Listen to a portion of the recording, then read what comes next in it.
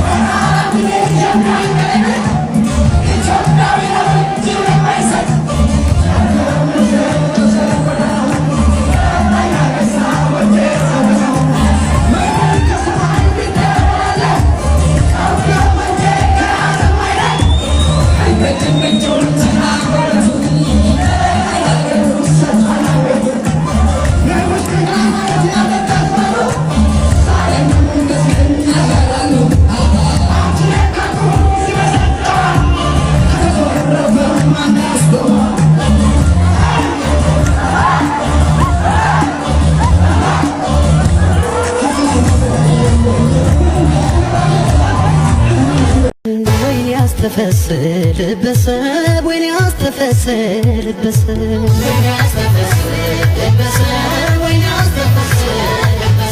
برجعت شو مارق وقلا يوبيت الصاب يلقى زمدا شنات يا مشرت عنات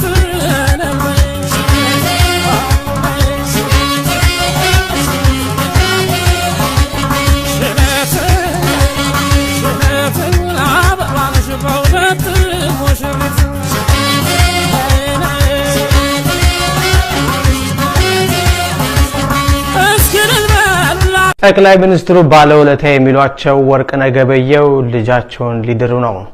ዛሬ በአዲስ አበባ ከተማ የጀነራሎቹ ልጆች ትልቅ ሰርግ እየተደረገ ነው። ከቀናት በፊት ዘግበንላችሁ እንደነበር ይታወቃል። የጀነራል ሹማ አብደታና የጀነራል ተስፋዬ አያሌው ልጆች በሚሊኒየም አዳራሽ ትልቅ ሰርግ አድርገዋል። ግብዣውም እንደቀጠለ ይገኛል። የሀገራችን ትላልቅ ጀነራሎች የተገኙበት ትላልቅ ባለስልጣናትም የታደሙበት ሰርግ ነው። ሌላኛው ደግሞ አሁንም ትልቅ ሰርግ በነገው ዕለት በአዲስ አበባ እንደሚደረግ ምንጮቻችን ገልጸዋል። በነገው ዕለት ደግሞ ልጃቸውን የሚድሩት ጠቅላይ ሚኒስትሩ በአንድ ወቅት ሚኒሶታ በመጡበት ወቅት በአደባባይ ባለውለታዬ ነው ሲሉ የገለጿቸው ወርቅነህ ገበየሁ ናቸው። ወርቅነህ ገበየሁ በአሁኑ ሰዓት ላይ የኢጋድ ሊቀመንበር መሆናቸው ይታወቃል። የጠቅላይ ሚኒስትር አብይ አህመድ ባለቤት ዝናሽ ታያቸው በአሜሪካን ሀገር በሚኖሩበት ጊዜ ላይ ብዙ ድጋፍ ሲያደርጉ እንደነበረ ጠቅላይ ሚኒስትሩ በአደባባይ የመሰከሩት ጉዳይ ነው። የደረሰ መረጃ እንደሚያመለክተው የቀድሞ የፌዴራል ፖሊስ ኮሚሽነርና የውጭ ጉዳይ ሚኒስትር ዶክተር ወርቅነህ ገበየሁ ነገ እሁድ ሚያዝያ 26 ቀን 2017 ዓ.ም ልጃቸውን ይድራሉ። የወቅቱ የኢጋድ ዋና ጸሐፊ ዶክተር ወርቅነህ የመጀመሪያ ልጅ የሆነው ካፒቴን አማኑኤል ወርቅነህ ከሙያ አጋሩና እጮኛው ካፒቴን ማህሌት ተረፈ ጋር ነው የጋብቻ ስነ ስርዓቱን የሚፈጽመው። የሁለቱ አውሮፕላን አብራሪዎች የሰርግ ስነ ስርዓት በአዲስ አበባ የወዳጅነት ፓርክ ከምሽቱ 11 ሰዓት ጀምሮ በተዘጋጀው የራት ግብዣ እንደሚከናወን ምንጮቻችን ካደረሱን የሰርግ ካርታ ላይ ተመልክተናል። ከጥቂት ሳምንታት በፊትም አባገዳዎች፣ ታዋቂ ባለሀብቶች፣ ታዋቂ ሰዎችና የተለያዩ ግለሰቦችን የያዘ ሽማግሌ ወደ ሙሽር ቤት ተጉዞ እንደነበር ምንጮቻችን ገልጸዋል። የሁለቱ ካፒቴኖች ሰርግ ከሰዓታት በኋላ ማለትም እሁድ ሚያዝያ 26 ይፈጸማል።